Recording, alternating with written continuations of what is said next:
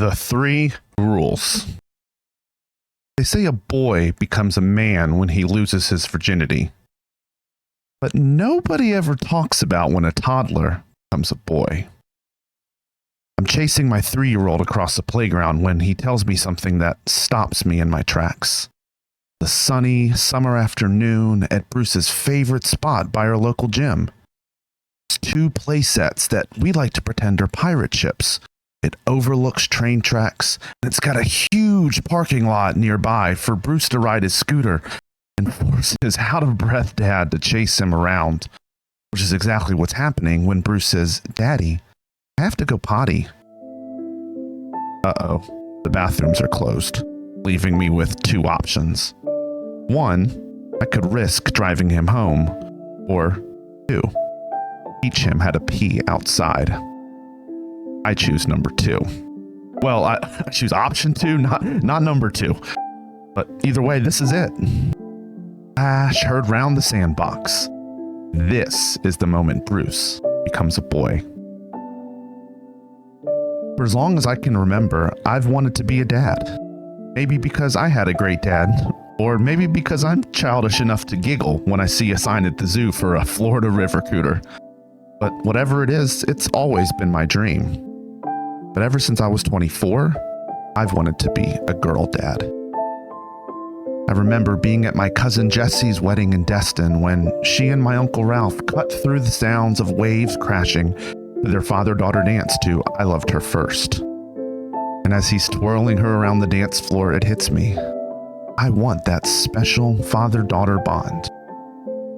Be a lighthouse in a little girl's storm, the moon pulling her tide into shore.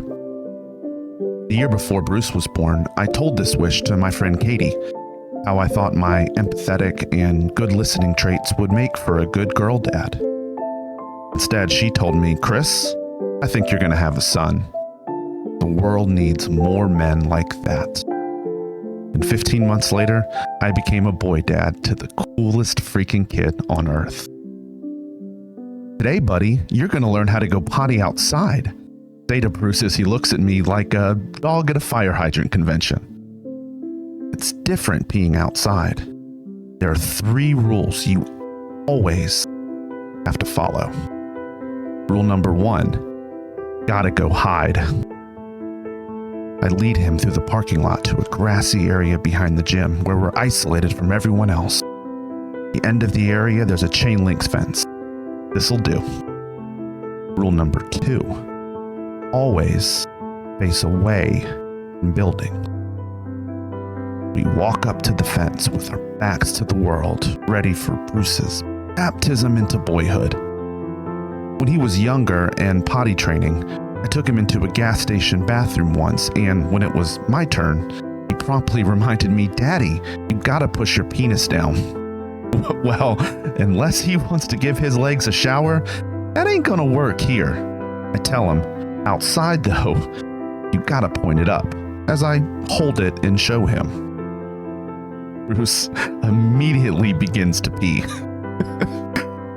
See, this puts me in a pickle. If I let go now, it's my legs that will get christened.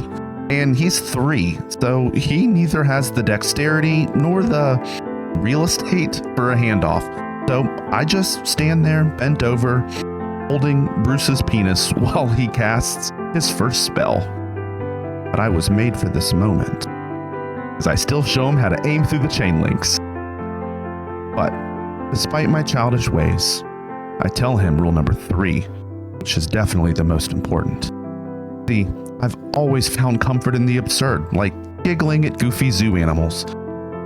There's nothing funny about watching a dream fade away month after month.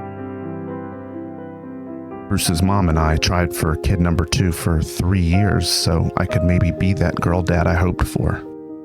We miscarried 4 times. We also tried 4 IVF cycles that resulted in 1 embryo and 0 pregnancies. We learned the hard way that grief and anger are cousins, so as our marriage eventually died out, so did my girl dad dream. Instead, I get to raise a man that my inner girl dad would approve of his daughter dating. Which is why rule number 3, is never pee in front of girls. I'll never get to be a good girl dad, but who knows? Maybe one day I'll get to be a girl stepdad. But there's no ceremony for letting go of a dream, no chain link fence to aim my sorrow through. Just a quiet acceptance that love won't always work out the way I want.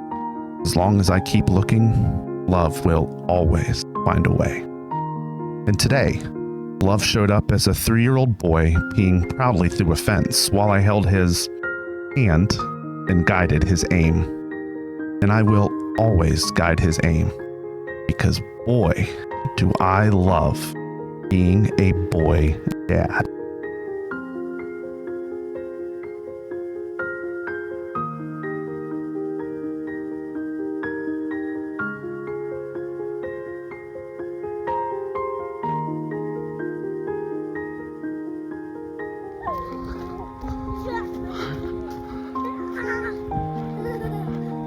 No, no.